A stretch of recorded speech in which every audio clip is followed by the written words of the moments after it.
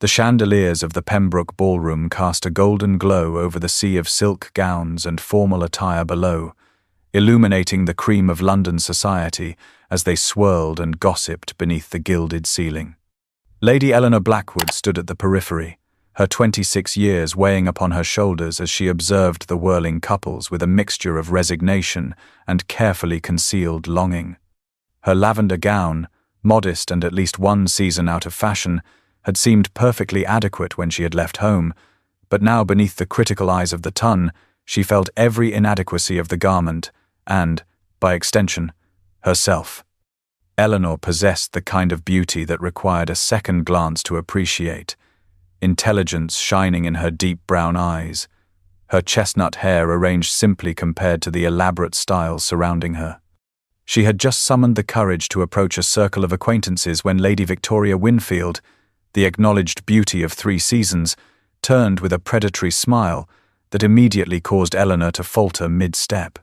Some ladies would be better served remaining with their books rather than attempting to join society, Lady Victoria said, her voice perfectly calibrated to carry to nearby guests without appearing to be a direct attack.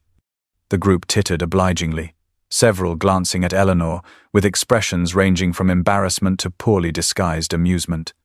Eleanor felt the blood rush to her cheeks as the barb found its target with precise accuracy. Her reputation for preferring libraries to ballrooms was well known, as was Lady Victoria's resentment of Eleanor's connections to several influential literary circles that had rejected Victoria's more superficial attempts at intellectual engagement. The worst part was not the mockery itself, but the grain of truth it contained. Eleanor did feel more at home among books than people, having discovered early that volumes bound in leather judged less harshly than those bound in corsets and cravats. She stood frozen for a moment, mortification washing through her veins like ice water, yet years of her mother's careful training in proper behavior allowed her to maintain an outward composure that belied her inner turmoil. With a slight nod that acknowledged the hit without conceding defeat, Eleanor turned away, her back straight, her steps measured.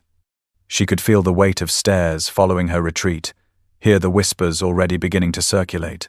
Despite her respectable family name and comfortable, if not vast, fortune, Eleanor had never quite mastered the delicate art of belonging in these gilded rooms where lineage and beauty counted for more than the contents of one's mind or character. As she navigated between groups of laughing guests, careful to keep her expression neutral despite the burning behind her eyes, Eleanor realized that this incident was merely the culmination of a lifetime spent on the periphery, forever looking in at a society that valued precisely the qualities she lacked and dismissed those she possessed in abundance. What she needed now was escape, temporary though it might be, to a place where she could catch her breath and rebuild her armor before facing the glittering battlefield once more, or, perhaps more honestly, somewhere to hide until she could slip away, without drawing further attention to her humiliation.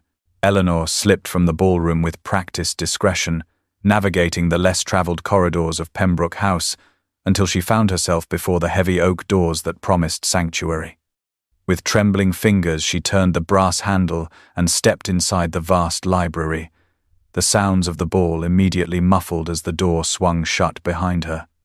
The room welcomed her with familiar comfort, dim and peaceful, illuminated only by a few oil lamps that cast soft halos of amber light across sections of the space, leaving corners and alcoves in soothing shadow.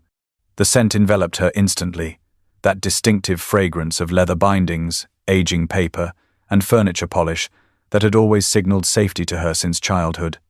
Towering shelves stretched from floor to ceiling, filled with countless volumes arranged in meticulous order, their spines creating a tapestry of burgundy, forest green, and rich navy blue.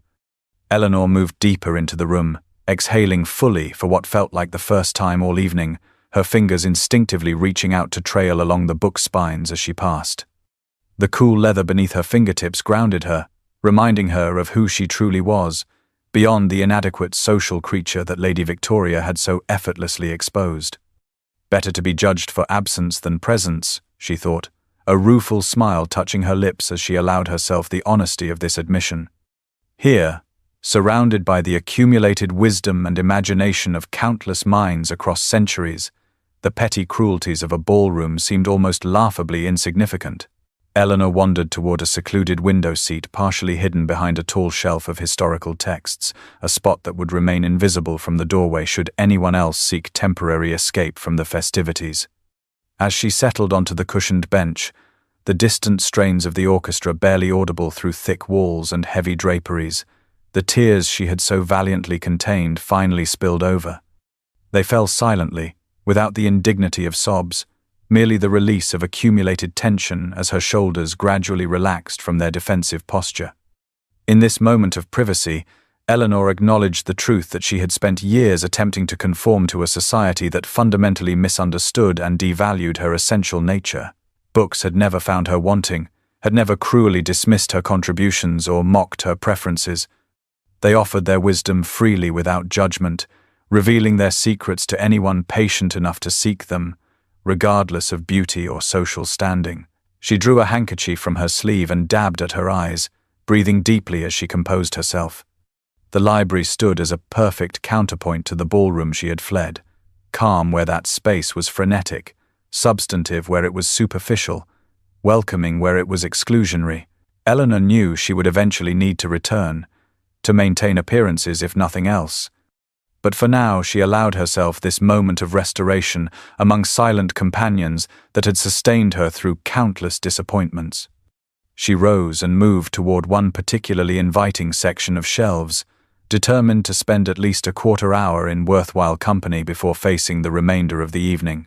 The moon had emerged from behind clouds, sending silver light streaming through tall windows to illuminate the titles before her, and Eleanor felt her spirit lift as she contemplated which volume might best fortify her for the return to social warfare.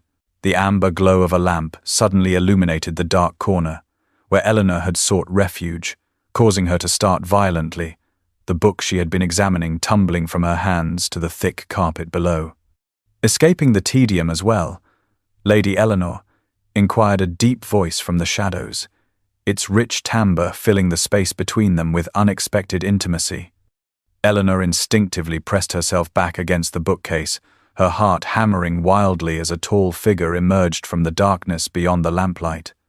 She recognized him instantly, though they had never been formally introduced, the notorious Duke of Thornfield, Sebastian Blackthorne.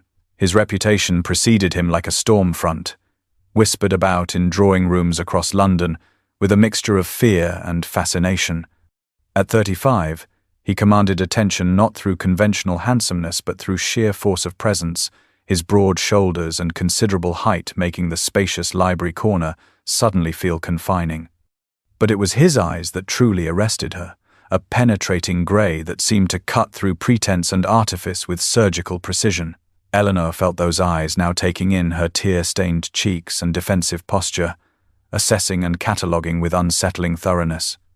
More disturbing still was his use of her name, confirming he knew precisely who she was despite their paths never having officially crossed. "I apologize for disturbing your solitude, Your Grace," Eleanor managed, hastily wiping away the evidence of her distress with trembling fingers. "I did not realize the library was occupied." The embarrassment of being discovered in such a vulnerable state nearly eclipsed her earlier humiliation in the ballroom. The Duke bent to retrieve the fallen book, examining its cover with unexpected interest before extending it toward her. "Herodotus," he observed, an unusual choice for ballroom escapees. Most ladies retreat to novels of a more romantic nature. The statement held no mockery, merely observation, yet Eleanor felt herself bristle slightly at the implied generalization. "I find historical accounts more grounding than fiction when one's spirits require settling," she responded before she could consider the wisdom of engaging with a man whose business dealings had reportedly ruined multiple families and whose cutting remarks in society had reduced more than one proud matron to tears. The Duke regarded her with renewed interest, his intimidating countenance shifting subtly. "Most people seek comfort in fantasy rather than reality when distressed," he noted, moving to place the lamp on a nearby table rather than departing as she had expected. The movement brought him further into the light, revealing the impeccable tailoring of his black evening attire and the subtle weariness etched around his eyes. suggesting a man who found social obligations as taxing as she did, though for entirely different reasons. While Eleanor stood on society's margins through awkwardness and intellectual interests deemed inappropriate for her sex, the Duke occupied a position of fearsome isolation, his wealth and title granting him immunity from the rules that constrained others.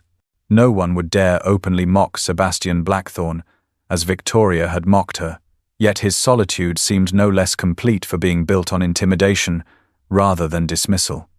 The realization that they were both, in their own ways, outsiders to the glittering world beyond the library doors created an unexpected current of understanding between them, tenuous but unmistakable in the quiet space they now shared.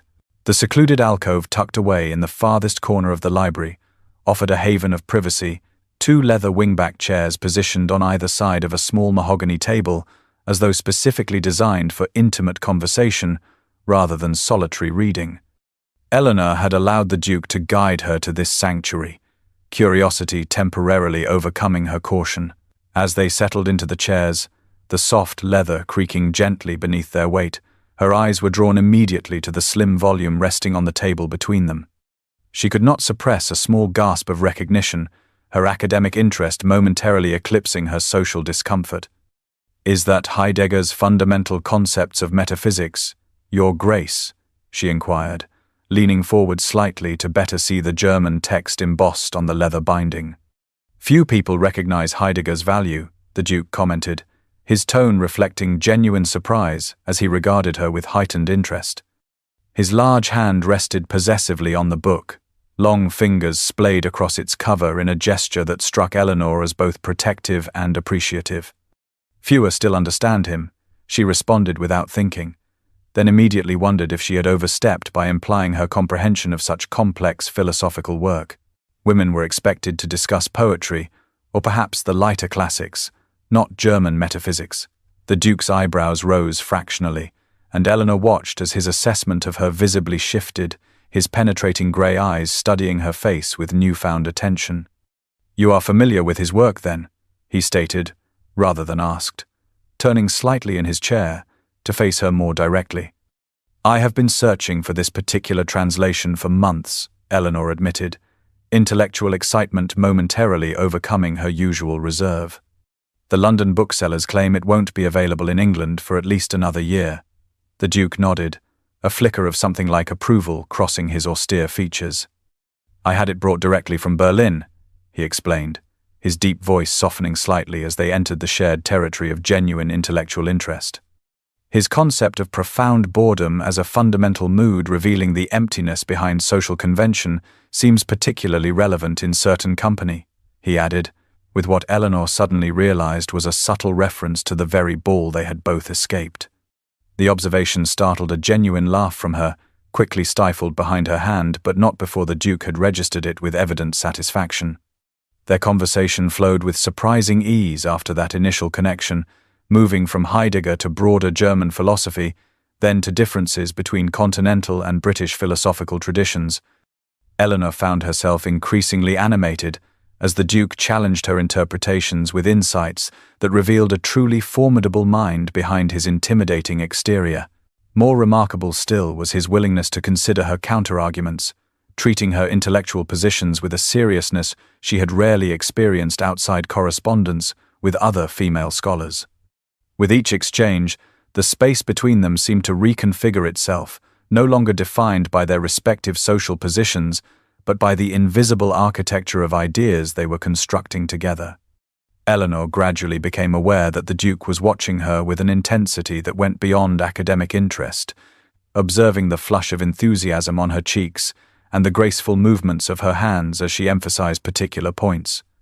For his part, Sebastian Blackthorne was discovering that the reserved spinster daughter of Viscount Blackwood possessed not merely a passing acquaintance with complex ideas, but a deeply original mind, capable of insights that challenged his own carefully constructed intellectual framework. The notorious Duke of Thornfield, feared in boardrooms and ballrooms alike, found himself experiencing something entirely unexpected in that quiet library alcove, a sensation he eventually recognized as respect, tinged with a curiosity that had nothing to do with books and everything to do with the remarkable woman discussing them so passionately before him. The Pembroke Ballroom had reached its zenith of activity when Eleanor finally emerged from her library sanctuary, the orchestra playing a spirited quadrille that filled the vast space with sound and movement, while couples whirled across the polished floor in perfect synchronicity. Though her eyes remained slightly reddened from her earlier emotional release, Eleanor carried herself with a composure that had been absent when she fled an hour before, something in her bearing subtly altered by the unexpected encounter in the library. Whispers still followed her progress across the room, Lady Victoria's barbed comments having circulated thoroughly during her absence, yet they seemed to touch her less deeply now, as though the conversation with the Duke had formed an invisible barrier between Eleanor and society's casual cruelties. She had barely reached her assigned seat when her aunt, Lady Millicent Blackwood, descended upon her with poorly concealed concern, etched across her features. "Where have you been hiding, dear?" she inquired, her eyes darting around the room as though assessing how many had noted Eleanor's prolonged disappearance. "Finding better company than deserved me here," Eleanor replied cryptically, accepting a glass of punch from a passing footman with a small nod of thanks. Her aunt studied her with narrowed eyes, clearly sensing something had transpired during her niece's absence, but unable to decipher the subtle transformation in Eleanor's demeanor. Before Lady Millicent could press further, a ripple of awareness passed through the nearby guests, conversations pausing momentarily as the Duke of Thornfield entered the ballroom through the same doors Eleanor had used minutes earlier. He moved through the crowd with characteristic authority, acknowledging greetings with minimal courtesy while maintaining the aloof expression that had become his hallmark in society. Several ambitious mothers with eligible daughters straightened immediately, their calculating gazes following his progress, while mentally reviewing strategies for engineering introductions. The Duke, however, seemed entirely indifferent to the stir his appearance created, his attention focused elsewhere with singular intensity. Across the crowded room, his eyes found Eleanor with unerring precision, holding her gaze for a brief moment before offering a nearly imperceptible nod, acknowledging their shared secret, before continuing on his way toward his host. The subtle exchange lasted mere seconds, unnoticed by most of the assembled guests, yet Eleanor felt the weight of it as tangibly as if he had crossed the room to speak with her directly. Lady Millicent, however, missed nothing, her years of navigating society having honed her observational skills to razor sharpness. "Eleanor, dear, did you perhaps encounter the Duke during your absence?" she inquired with careful nonchalance that failed to disguise her sudden intense interest. "He appeared to acknowledge you just now."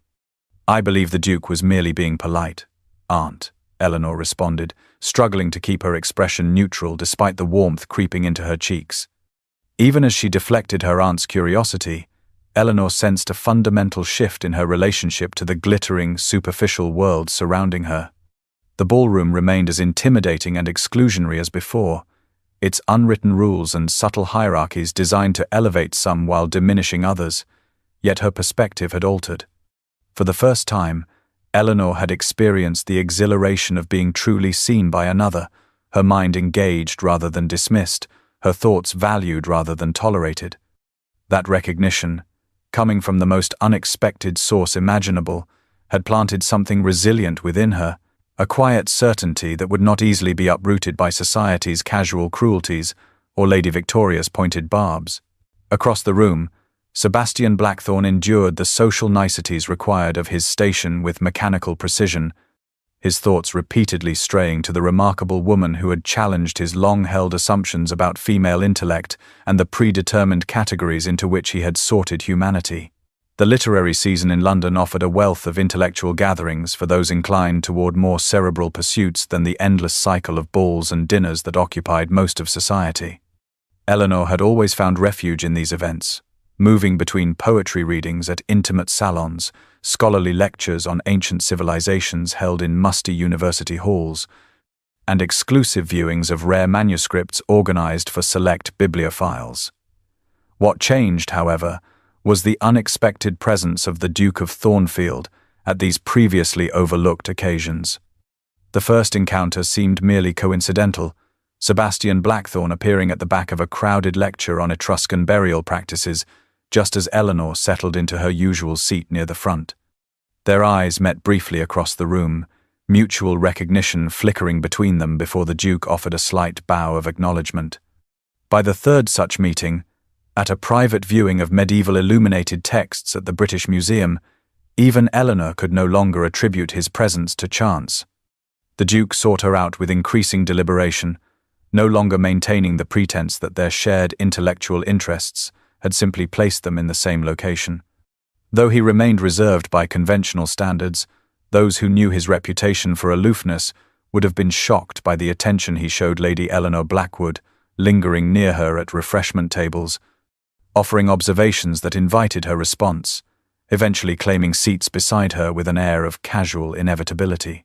Eleanor found herself experiencing an unfamiliar flutter of anticipation before each literary event, wondering if he would appear, secretly delighted when his tall figure materialized in doorways or across crowded rooms.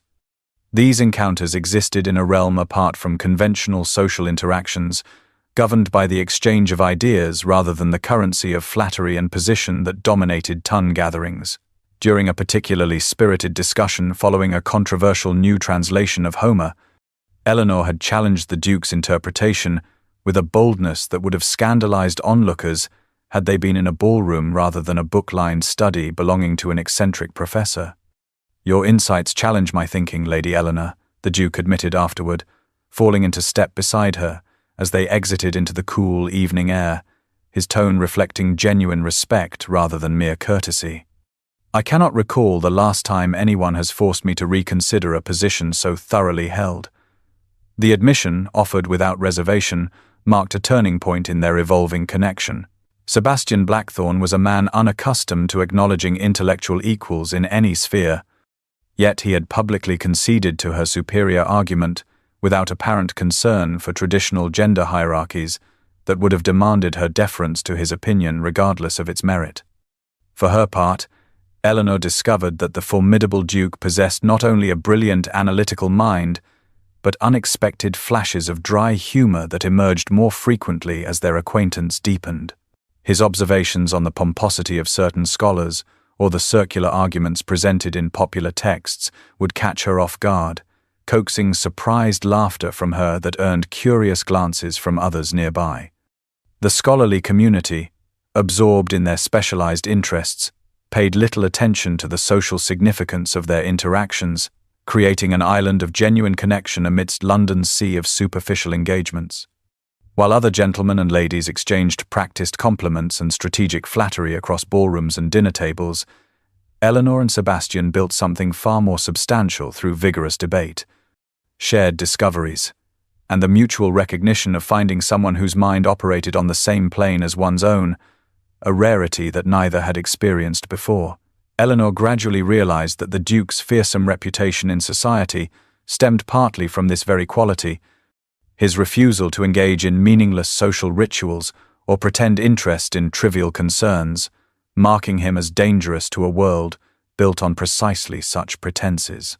The subtle undercurrents of London society had an uncanny ability to detect even the most carefully concealed connections, particularly those involving its most eligible and formidable bachelor.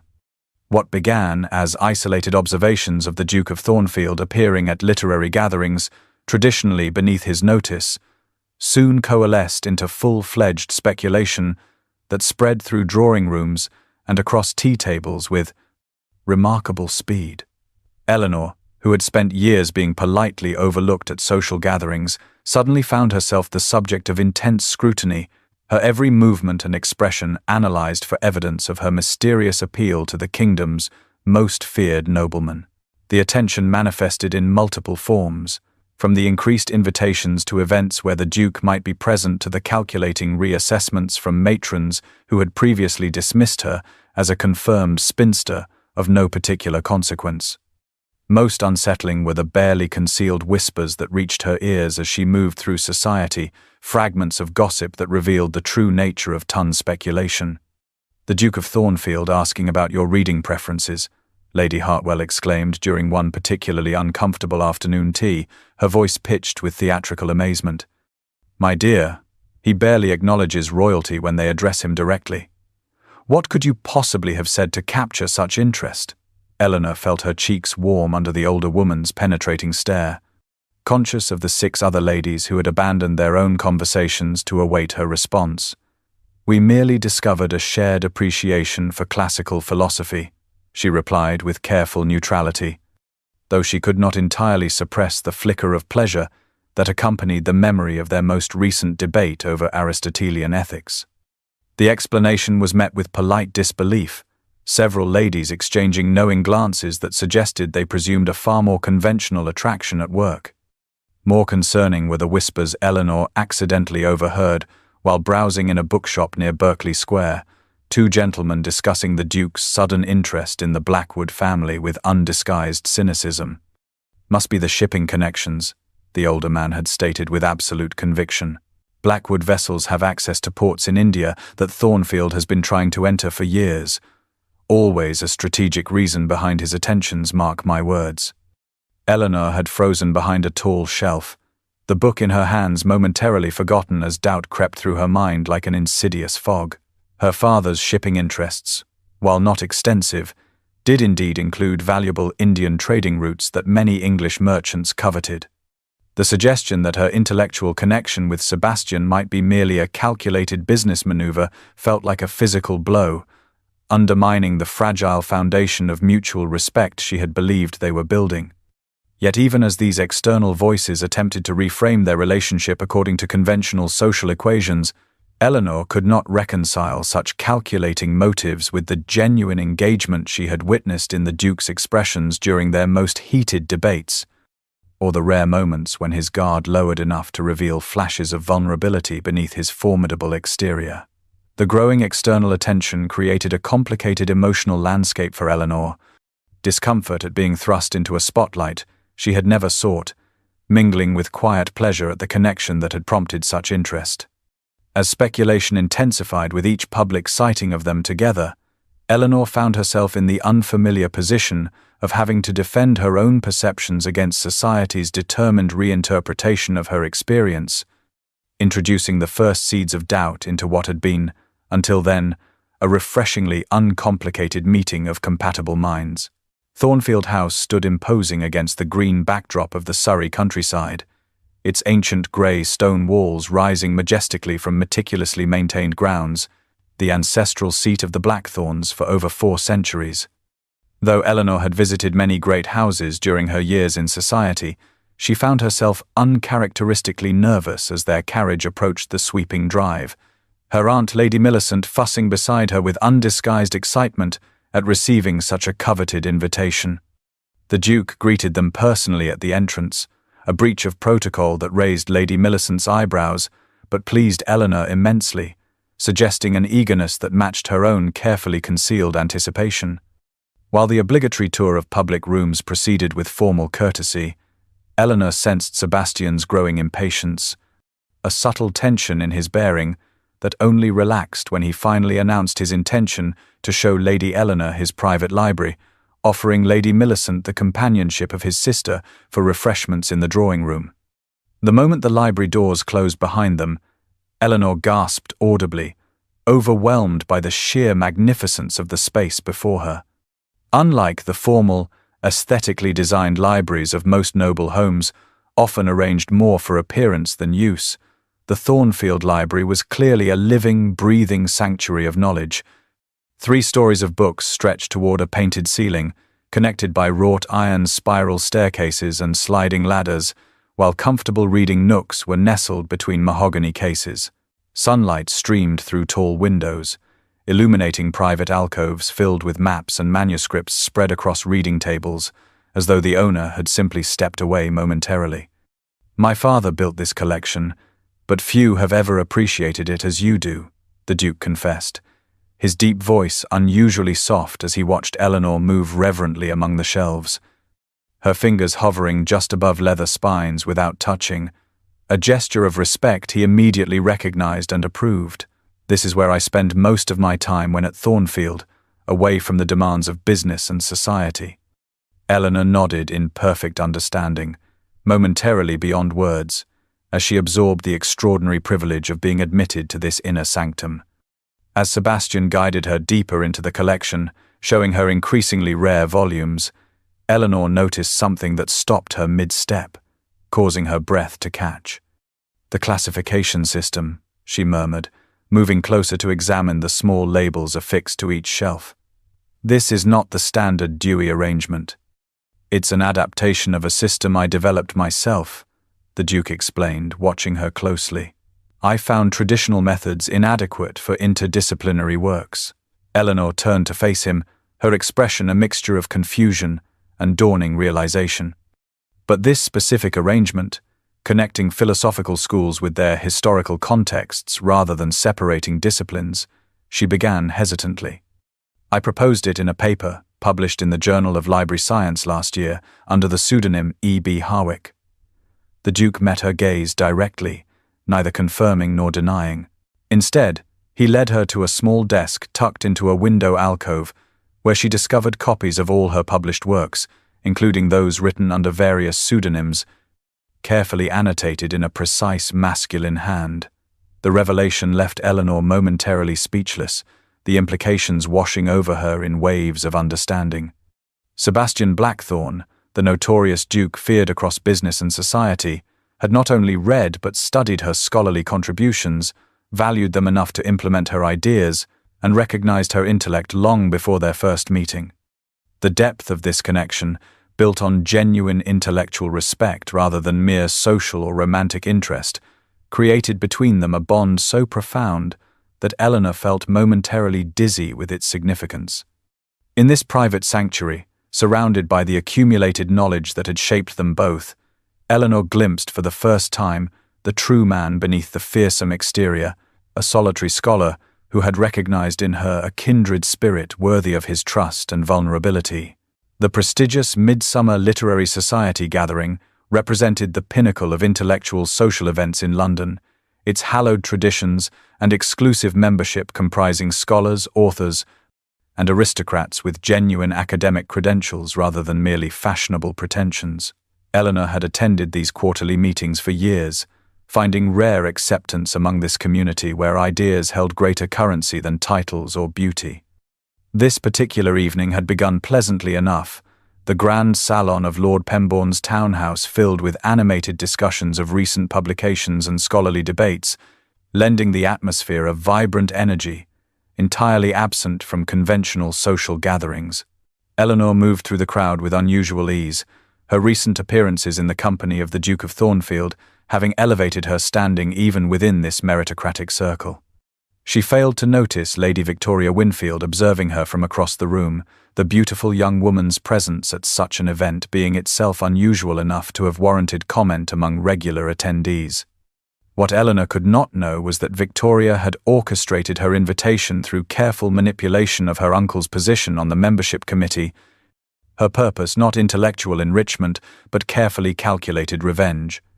The opportunity arose during the evening's formal discussion, a tradition wherein members presented noteworthy texts for group analysis. Lord Pembourne had just completed reading a passage from an obscure Persian philosophical work recently translated into English when Victoria raised her gloved hand with practiced delicacy. "I wonder," she began, her melodious voice carrying across the now quiet room, "if we might benefit from Lady Eleanor Blackwood's interpretation of this particularly challenging passage. She is, after all, known for her expansive knowledge of Eastern philosophical traditions. Perhaps Lady Eleanor might enlighten us on this passage's meaning," Victoria suggested with false sweetness, her eyes glittering with malicious anticipation. The room turned expectantly toward Eleanor, who felt a momentary surge of panic rising in her chest. The Persian text was deliberately obscure, its translation controversial, and Victoria had clearly expected her ignorance to be publicly exposed, completing the humiliation begun at the Pembroke ball. Eleanor glanced instinctively toward Sebastian, standing near a window across the room, his tall figure instantly recognizable. His expression had darkened dangerously as he recognized the trap, his body tensing as though preparing to intervene. But as their eyes met briefly across the crowded salon, Eleanor felt an unexpected calm replace her initial fear. The Duke had shown her this very translation in his library just days before. their discussion of its controversial passages having occupied an entire afternoon.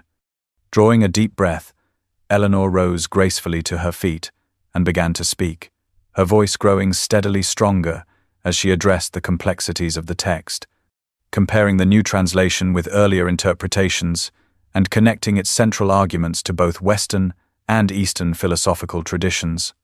Her comprehensive analysis left the room in impressed silence, several senior scholars nodding appreciatively at insights they themselves had not considered. When she finished, applause broke out spontaneously, while Lady Victoria sat rigid with fury, her scheme having backfired spectacularly. From his position across the room, Sebastian watched with undisguised admiration, something fierce and protective in his gaze that transcended mere intellectual approval. As the formal discussion concluded and members broke into smaller conversational groups, Eleanor found herself surrounded by genuine appreciation, scholars seeking her opinions on related texts.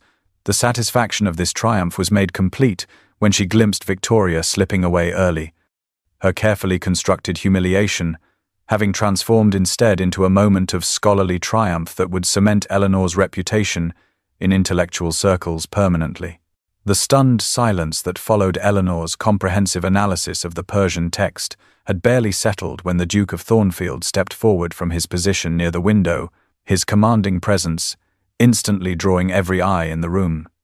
Before Lady Victoria could recover enough to attempt further mischief, Sebastian spoke in a voice that carried effortlessly through the salon, its measured tone belying the cold fury evident in his expression.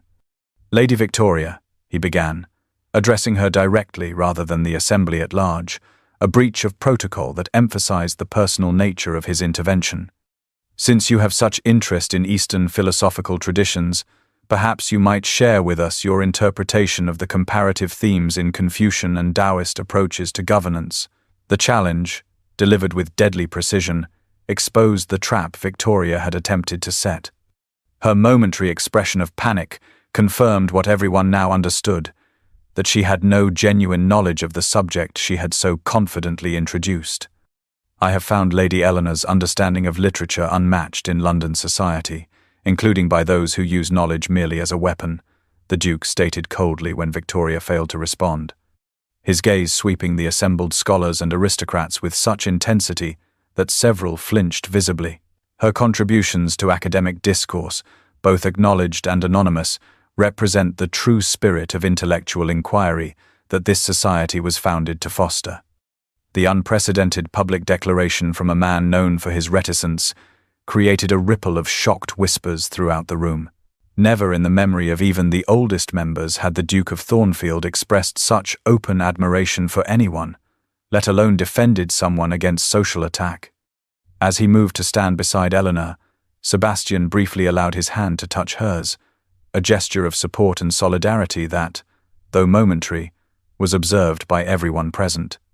The significance of that simple touch, conveying intimacy and connection that transcended mere intellectual respect, would be dissected in drawing rooms across London by morning. Eleanor felt her cheeks flush with a combination of surprise at his intervention and the profound emotion his words had stirred within her.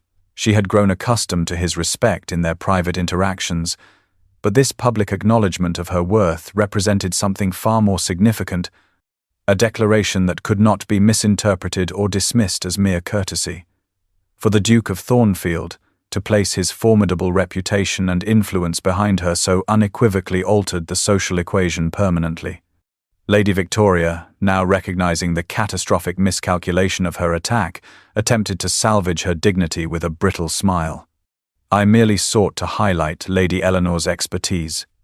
"Your Grace," she demurred, though the tremor in her voice betrayed her awareness of having made a powerful enemy. "I had no idea you took such personal interest in academic discussions." The implication behind her words hung in the air, transforming what had begun as an intellectual gathering into something far more consequential. The public acknowledgement of a connection between the kingdom's most feared duke and the woman's society had long dismissed. As conversation gradually resumed around them, Eleanor became acutely conscious of the weight of Sebastian's hand, now resting properly at the small of her back, a position that, while entirely appropriate for offering support to a lady who had been distressed, carried implications of possession and protection that no one present could possibly miss. The Duke of Thornfield had made his preference known, and in doing so had irrevocably altered both their positions in society. The moonlit garden behind the society building offered blessed respite from the charged atmosphere inside, its secluded pathways winding between carefully tended roses and night-blooming flowers that released their heady fragrance into the evening air. Eleanor had slipped away as conversations resumed following the confrontation, seeking a moment to compose herself after the tumultuous emotions of the evening. She had barely reached a small stone bench partially hidden by a flowering jasmine when she sensed rather than heard someone following her into the garden. Even before turning, she knew it was Sebastian, his presence having become instantly recognizable to her over the past weeks. He stood several paces away, tall and imposing in the silver moonlight that transformed his austere features into something almost otherworldly. The public declaration he had made inside the society rooms hung between them, its implications too significant to ignore, yet too overwhelming to address directly. "Eleanor," he said simply, her given name on his lips in this private setting carrying an intimacy that made her heart quicken. "I must speak with you." The customary command in his tone had softened to something closer to a request, revealing vulnerability rarely glimpsed beneath his formidable exterior. Eleanor remained seated on the bench, suddenly understanding that her stillness offered him the space to approach on his own terms. He moved closer with uncharacteristic hesitation, finally settling beside her with a careful distance maintained between them. For several moments they sat in silence, the distant sounds of the gathering inside barely penetrating their secluded sanctuary. "I was 7 when my parents died," he began abruptly, his gaze fixed on the moonlit rose garden rather than her face. Fever took them both within days of each other. "My grandfather was Duke then, a cold man who viewed children as nuisances to be shaped rather than nurtured." Eleanor listened without interruption, understanding instinctively that this unprecedented sharing of personal history represented a trust more profound than any declaration made in public could convey. "Books became my refuge," Sebastian continued, his voice taking on a quality she had never heard before, stripped of its usual authoritative resonance. "The library at Thornfield was the one place my grandfather rarely entered. I could disappear for hours among those shelves, finding companions in characters and comfort in the ordered world of knowledge when everything else felt chaotic and lonely." The confession of childhood vulnerability from a man's society viewed as invulnerable touched Eleanor deeply, creating connections between his fearsome adult persona and the isolated child who had preceded it. "I have feared, and been feared all my life, Eleanor," Sebastian said finally, turning to face her directly, his grey eyes reflecting the moonlight with unexpected brightness. "Until you saw beyond that, to the man behind the title." The raw emotion in his voice stripped away the last barriers between them, revealing that beneath the notorious Duke of Thornfield existed simply Sebastian, a man whose isolation mirrored her own in many ways, though born of different circumstances.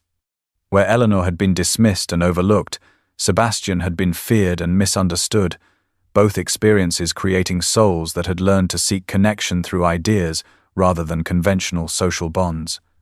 Eleanor found herself reaching for his hand before she could consider the propriety of such a gesture, her fingers entwining with his in wordless understanding of shared experience. "My parents never understood my preference for books over balls," she offered in return, her own confession creating balance between them. "My sisters were all beauty and charm while I was all questions and arguments. After a while, it seemed easier to retreat into scholarship than repeatedly disappoint expectations I could never fulfill." The vulnerability they exchanged in that moonlit garden transcended mere romantic attraction, creating between them a recognition of kindred spirits who had found in each other the acceptance they had sought all their lives. He through intimidation, and she through intellectual retreat. The garden path brought them to a literal crossroads where several walkways converged around a small fountain, its gentle splashing creating a soothing melody in the night air. Sebastian rose from the bench, drawing Eleanor to her feet beside him, still maintaining his gentle hold on her hand. The moonlight illuminated his aristocratic features with unusual softness, revealing nuances of expression typically concealed by his carefully maintained reserve. "Eleanor," he began, his voice deep and resonant in the quiet garden, "I have existed rather than lived for most of my adult life, moving through the world as the Duke of Thornfield, a title rather than a man. When I met you in that library, something awakened in me that I had forgotten existed, the possibility of genuine connection with another human being." His directness was characteristic of his approach to all matters, yet Eleanor detected an underlying vulnerability that made this moment entirely different from his confident business negotiations or authoritative social pronouncements. "I am not a man given to romantic declarations or flowery sentiments," he continued, "but I find I cannot imagine returning to my solitary existence now that I have discovered what it means to be truly understood. Will you do me the honor of becoming my wife, Eleanor, not for my title or fortune, but for the possibility of building a life together founded on mutual respect and understanding?" The proposal, delivered with Sebastian Blackthorne's typical straightforwardness, nevertheless contained emotional depths that belied his reputation for coldness. Eleanor felt momentarily overwhelmed, her heart recognizing the rightness of their connection, even as her mind raised practical objections born of years of social conditioning. "You could have any woman in England, Sebastian," she said softly, giving voice to the doubt that had lingered since society first noticed their association. "Why choose one who was banished from ballrooms? Someone deemed too plain, too intellectual, too unconventional to be truly desirable?" The question was not coyness or false modesty, but a genuine fear that he might eventually regret choosing someone society considered so thoroughly unexceptional. Sebastian stepped closer, his free hand rising to gently touch her cheek in a gesture so tender it nearly undid her composure. "I have observed the women society deems desirable all my life, Eleanor," he responded, his voice rough with emotion. "Beautiful, accomplished creatures trained since birth to reflect a man's status rather than challenge his mind or touch his soul. When I am with you, I am neither feared nor flattered, but simply understood. You see me, not the Duke, not the fortune, not the power, but the man beneath all those trappings, the lonely boy who found solace in books, the adult who built walls to protect what remained of his heart." Eleanor noticed with surprise that his hand trembled slightly against her cheek. This small betrayal of nervousness from a man renowned for his unshakable composure, affecting her more deeply than any grand romantic gesture could have done. The Duke of Thornfield, feared in business negotiations across continents, was vulnerable before her, awaiting her answer with an uncertainty that revealed just how much her response meant to him. The realization that this formidable man had placed his carefully guarded heart in her hands created a surge of protective tenderness within Eleanor, even as doubt continued to whisper that she might not be enough to satisfy him in the years to come, that her scholarly interests and unfashionable appearance might eventually disappoint a man accustomed to commanding the finest of everything. The Pembroke Library had been transformed beyond recognition by the time Eleanor arrived in response to the Duke's mysterious invitation. What had once been a sanctuary of hushed solitude now glowed with the light of 100 candles placed strategically throughout the vast space, their golden illumination casting the room in a warm, intimate ambience entirely different from the dim refuge she had sought weeks earlier. Eleanor stood transfixed in the doorway, momentarily unable to comprehend the scene before her. A small dining table had been arranged near the large fireplace, where a cheerful blaze dispelled the evening chill, crystal and silver gleaming in the candlelight, but it was not this elegant setting that captured her attention most forcefully. Around the room, displayed on specially constructed stands, were dozens of first editions of works she had mentioned admiring during their conversations, volumes so rare she had only read about many of them in scholarly journals, Shakespeare folios, illuminated medieval texts, early printings of Greek philosophical treatises, each positioned to be admired, each representing a piece of her intellectual journey that Sebastian had noted and remembered.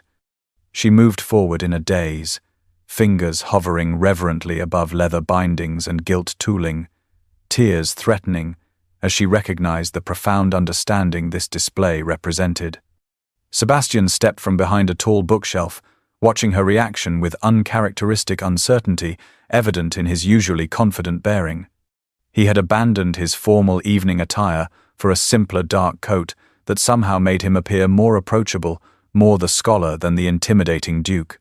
"When you did not immediately answer my proposal in the garden," he began, his deep voice unusually gentle, "I realized I had failed to demonstrate adequately what you mean to me, what we might build together."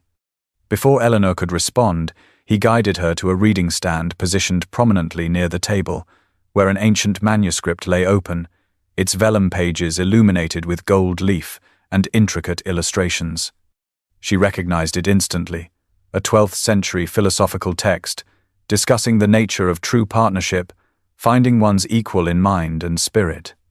The specific passage displayed had been carefully chosen, speaking of connections that transcended worldly considerations to forge bonds between kindred souls. "You once hid here in shame, Eleanor," Sebastian said, his hand finding hers as they stood before the manuscript. "I want this to be where you choose to build a future instead, where the memory of humiliation is replaced by the foundation of something far more significant." The deliberate transformation of the space where she had retreated in distress into a celebration of her intellectual passions struck Eleanor with overwhelming force. Every volume, every carefully arranged detail reflected not merely Sebastian's wealth or influence, but his profound understanding of what truly mattered to her, what brought her joy and meaning. This was not the gesture of a man who saw her as a temporary fascination or convenient intellectual companion, but one who had observed her essence with rare perception and valued what he discovered there. The doubts that had plagued her since his proposal began to dissolve in the face of such tangible evidence of his regard. Eleanor turned to face him fully, suddenly recognizing that the fearsome Duke of Thornfield, the man whose mere presence caused hardened businessmen to tremble, stood before her with vulnerability, evident in every line of his posture, awaiting her response with barely concealed apprehension. The realization that this powerful man had laid his carefully guarded heart at her feet not once but twice, returning to offer it again despite her hesitation, created a surge of certainty within her that swept away remaining reservations. "Sebastian," she began, her voice steady despite the emotion threatening to overwhelm her, "you have shown me not merely that you understand my mind, but that you value it above all the conventional attractions society prizes. I would be honored to build a future with you, not as the Duchess of Thornfield, but as your partner in mind and spirit." The news of Lady Eleanor Blackwood's engagement to the Duke of Thornfield spread through London society with unprecedented speed, creating ripples of shock and disbelief that manifested in countless drawing rooms, dinner parties, and morning calls across the fashionable districts. What had begun as curious speculation about an unlikely intellectual connection transformed overnight into the scandal of the season. A confirmed betrothal between the kingdom's most eligible bachelor and a woman's society had long since relegated to the margins of relevance. The initial reactions ranged from open disbelief to thinly veiled derision, with several notable hostesses going so far as to suggest that the Duke must have suffered some manner of temporary madness or fallen victim to an inexplicable obsession that would surely pass before wedding arrangements could be completed.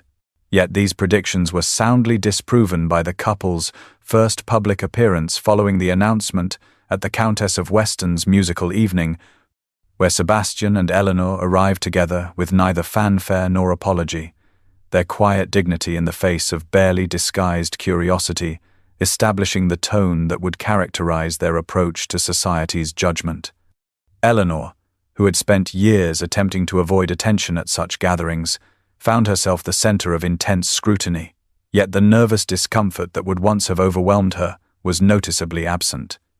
In its place resided a newfound confidence, born not of arrogance but of the profound certainty that she was genuinely valued for precisely those qualities society had previously dismissed. Sebastian, for his part, maintained his characteristic reserve, yet close observers noted subtle but significant changes in his demeanor, a protective attentiveness toward Eleanor, and occasional moments when his expression softened as he watched her engage with others. betraying an emotional connection entirely at odds with his fearsome reputation. The turning point in society's perception came during Lady Hartwell's annual garden party, when Lady Victoria, still smarting from her public humiliation at the literary society gathering, approached the couple with a smile that failed to reach her cold eyes. "What an unexpected match, Your Grace," she remarked with poisonous sweetness, addressing Sebastian while pointedly ignoring Eleanor. "Society remains positively baffled by your choice." It was Eleanor who responded, her voice calm and assured in a way that surprised even those who had known her for years. "The truly valuable things in life are often overlooked by those searching only for shine, Lady Victoria," she observed with perfect composure. "How fortunate that His Grace possesses more discerning vision than most." The quiet dignity of her response, neither apologetic nor confrontational, silenced Victoria more effectively than any angry retort could have done. More significantly, it established Eleanor as someone who would neither flaunt her elevated position nor apologize for occupying it, a stance that gradually earned the reluctant respect of even the most skeptical observers. As weeks passed and the couple continued to appear together at carefully selected events, society began the inevitable process of adjustment, their initial shock giving way to acceptance, and eventually to a new narrative that recast their connection as a romantic triumph of substance over superficiality. The Duke of Thornfield, whose cold demeanor had once caused matrons to shield their daughters from his critical gaze, found his reputation softened by his evident devotion to Eleanor. The transformation from fearsome bachelor to attentive fiancé, providing fresh material for drawing-room conversations across London. For Eleanor and Sebastian, these external adjustments mattered far less than the private certainty they shared, the knowledge that in finding each other they had discovered something far more valuable than social approval, a connection founded on genuine understanding rather than the transient currency of beauty, youth, or fashionable charm. The grand library of Thornfield House shone with morning light streaming through tall windows, dust motes dancing in golden beams that illuminated the 3 stories of meticulously arranged volumes stretching from floor to ceiling. The space had evolved over the past year under Eleanor's direction, maintaining its scholarly grandeur while becoming more accessible, more vibrant with intellectual life than ever before. Sebastian and Eleanor worked companionably at a massive oak table positioned near the eastern windows, their heads bent together over a collection of rare astronomical manuscripts recently acquired from an aging Italian scholar.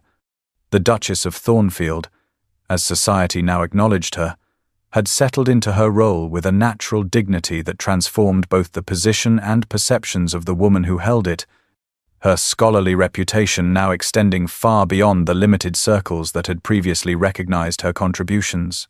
She had maintained her intellectual pursuits with her husband's full support, her most recent work on comparative religious philosophies prominently displayed near the entrance of the library, published under her own name rather than the pseudonyms necessity had once demanded. Sebastian passed her another volume, their fingers touching briefly in a casual intimacy that still sent pleasant warmth through Eleanor even after months of marriage. They worked in the comfortable silence of 2 people, whose connection required no constant verbal affirmation, each anticipating the other's needs or thoughts with remarkable synchronicity, born of shared passion and genuine understanding. The contentment that radiated between them had gradually softened the Duke's fearsome reputation in wider society, though he maintained his formidable demeanor in business dealings, that transformation reserved primarily for the private world he and Eleanor had constructed together. "Who would have thought being banished from a ballroom would lead to finding my true home?" Eleanor mused aloud, pausing to look around at the magnificent space that had become the heart of their shared life, not merely a physical location, but the embodiment of their intellectual partnership. Sebastian glanced up from the manuscript before him, his grey eyes warming as they met hers, his austere features relaxing into the smile he reserved exclusively for her. "I should perhaps send Lady Victoria a note of gratitude," he suggested dryly, though his expression sobered as he reached for Eleanor's hand.